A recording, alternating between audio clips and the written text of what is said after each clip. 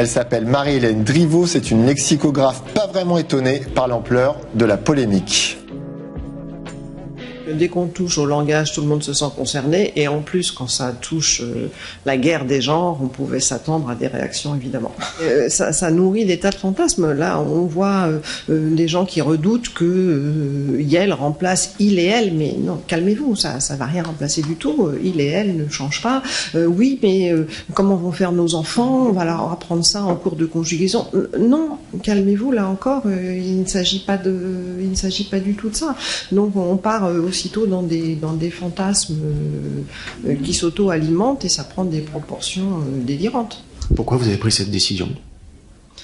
Parce que on décrit d'usage, hein, on est un observatoire et pas un conservatoire, et donc on observe ce qui se passe, et on a constaté que ce pronom apparaissait, et il ne s'agit pas de le juger.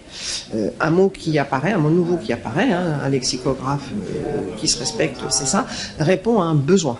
On peut juger ce besoin futile, ridicule, légitime, peu importe, il répond à un besoin. En français, c'est une langue quand même assez genrée, et il faut choisir son camp entre il et elle, et on peut imaginer qu'il y a des gens qui n'ont pas envie de choisir. Ils ont pris cette solution, elle n'est peut-être pas idéale, elle pose un certain nombre de problèmes, elle en résout d'autres, on verra à l'épreuve du temps comment ils s'en sortent. Et cette polémique linguistique lui en rappelle d'autres.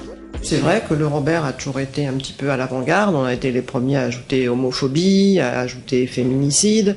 La définition de mariage a été retouchée il y a plus de 25 ans, alors que le mariage entre personnes de même sexe n'était pas encore autorisé en France. Et on a ajouté transphobie, on a ajouté lesbophobie, grossophobie, bon, qui n'est pas formidablement bien formé, mais enfin, il existe. On a ajouté validisme il n'y a pas longtemps. C'est vrai que toutes ces discriminations portent un nom maintenant. Pendant longtemps, elles ont été passées sous silence, les gens souffraient, et maintenant, on les nomme. Déjà, c'est un progrès de les nommer. Ça permet de mettre un nom sur des situations bien réelles. Il n'y a qu'en France qu'on peut avoir des polémiques nationales comme ça sur l'introduction d'un mot dans un dictionnaire qui plus est en ligne?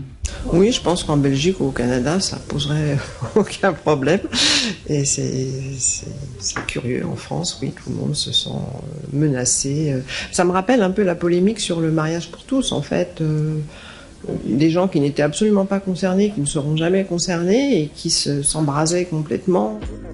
Et face à ceux qui fantasment une langue française éternelle, Marie-Hélène Driveau rappelle qu'elle évolue sans cesse.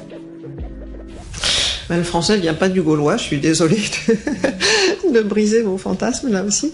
Le français est une langue métissée depuis toujours, ne leur en déplaise.